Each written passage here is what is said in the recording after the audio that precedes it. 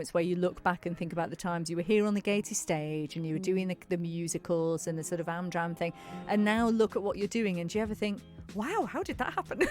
It's really funny. It's funny you should say that, because actually my dad said that to me the other day. I was having a voice chat with him, and I wasn't in the best headspace with it all. I was not in a great sort of a good place. He said, you need to just stop sometimes and think about everything that you've achieved that just some people just don't have the opportunity to do, like singing at the Commonwealth Games, like all the shows that I've done. And that's when I sat there and went, whoa, okay, yeah, I need to just take stock a minute and just really be thankful for all the stuff I already have achieved. Yeah, that's incredible. So yeah, I do just tap into that whenever I feel a bit like, oh, things aren't going the way they should be, and I'm like, hold on, look at what you have done though. Well, we did it. First of all, can I just come back to something you just said? Sorry, singing at the Commonwealth Games. How did I miss that?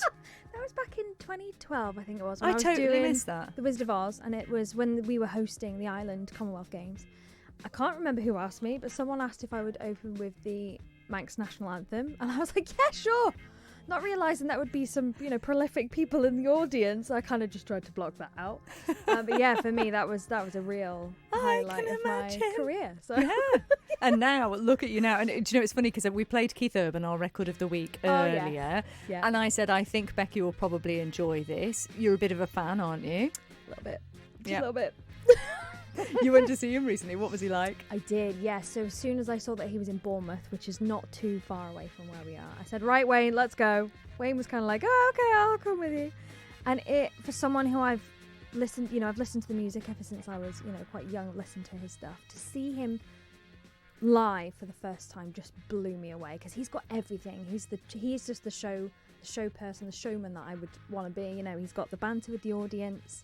He's got the talent, he's got the music, and I just kind of sat down and I was like, how do I get from here to there? Like, I feel like there's a sea in front of me, I just need to try and get there, but it just gave me that little fire that I needed to go, right, okay, let's keep going. That's where you want to be. Yeah. Because he is one of those crossover artists, isn't he, really? Which I think is where you're at, isn't it? Pretty much, I would say at the moment, yeah, this latest track is country pop. That's what it is. So it does lend itself to be able to be played on more commercial radio stations, and that's what Keith does.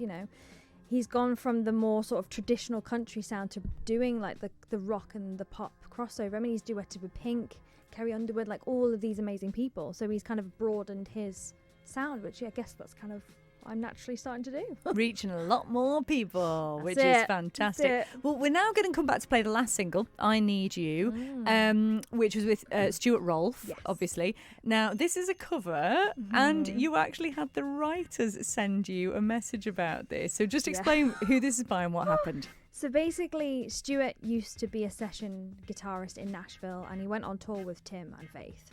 So he had connections. This is Faith Hill and Tim McGraw. Tim McGraw and Faith Hill. Yeah. So he's got, he had those connections there, and we recorded the song, and I didn't expect him to send it to them at all. Like I just didn't think that was going to happen. So one day I was chatting to him on Facebook or whatever. I said, just out of interest, did you send it to them?